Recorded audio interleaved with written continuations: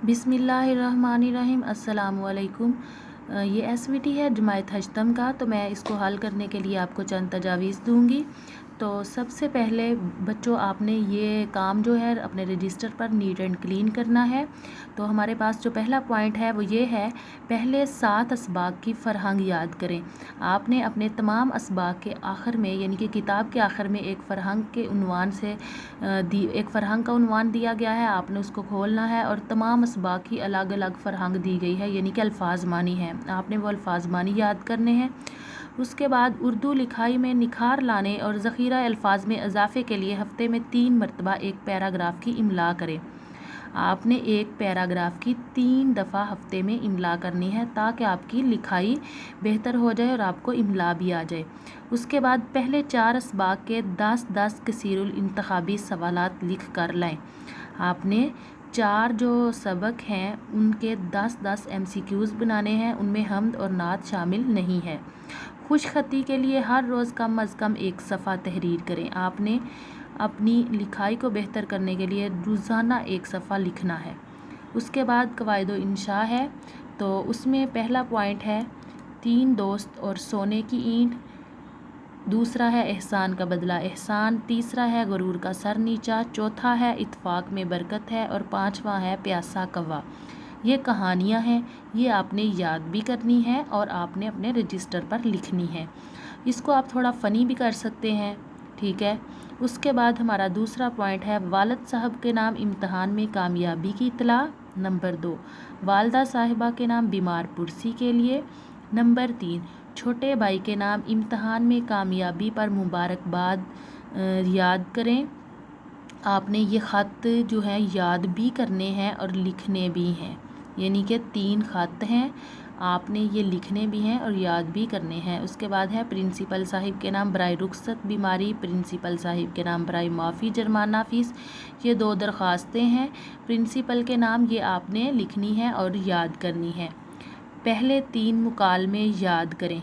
उनमें से पहला मुकालमा जो है वो एक दुकानदार और गाहक के दरमियान मुकालमा है, एक है तारीख़ पाकिस्तान के बारे में मुकालमा और तीसरा जो है वो फ़जूल ख़र्ची के बारे में 2 दोस्तों के दरमियान मुकालमा है। तो आपने ये तीनों मुकालमे जो हैं अपनी कवायद इंशा से देख के लिखने भी हैं और याद भी करने हैं। उसके बाद है नंबर 5 ज़रबुल इम्साल, फ़िक्रात की दुरुस्ती, जुमलों की तकमील। ये आपको आपके वीडियो लेक्चर्स में ज़रबुल इम्साल भी करवाई गई हैं और फ़िक्रात की दुरुस्ती और जुमलों की तकमील भी करवाए जा रहे हैं। तो आपने ये याद करनी है और ये आपको आपकी कवायद इंशा से भी मिल जाएंगे। आपने इनकी तकमील भी करनी है, यानी कि ये आपने लिखने भी हैं और याद भी करने हैं। उसके बाद है वाहद जमा, मुज़क्कर मोनस, अल्फाज मुतसाद और अल्फाज मुतरादफ़। ये भी आपने याद करने हैं और लिखने भी हैं। उसके बाद हम आ जाते हैं ख़त की तरफ। कुरान का मौजू इंसान है, हमने कुरान पर अमल छोड़ दिया है, इसलिए हम मुसलमान ज़वाल का शिकार हैं। अपने दोस्त के नाम ख़त लिखकर उसे कुरान तर्जमे के साथ पढ़ने और अमल की तरगीब दें। अहादीस और कुरान की आयात बतौर हवाला शामिल करें, यानी कि आपने जो ख़त लिखना है उसमें अपने दोस्त को आपने ये आपने कहना है, उसको ताकीद करनी है कि आप कुरान मजीद तर्जमे के साथ पढ़ा करो और उस पर अमल भी करो। ये नहीं पढ़ना है और उस पर अमल भी करना है। आपने ये अहादीस नबवी की रोशनी में और कुरान मजीद की आयात के हवाले से आपने ये ख़ुद ख़त लिखना है। उसके बाद है अपने दोस्त के नाम ख़त लिखें और उससे रमज़ान में इबादत और नेकी के काम करने की नसीहत करें। रहनुमाई के लिए सीरत नबवी का मुतालिया करें और पढ़ें, नबी सल्लल्लाहु अलैहि वसल्लम का रमज़ान कैसा होता था। आपने अपने दोस्त को ख़त लिखना है और उसमें ये ताकीद करनी है कि आपने रमज़ान में इबादत और नेकी के काम करने की, लोगों की बढ़ चढ़ कर मदद करने में बढ़ चढ़ कर आपने मदद करनी है और उसको ताकीद करें।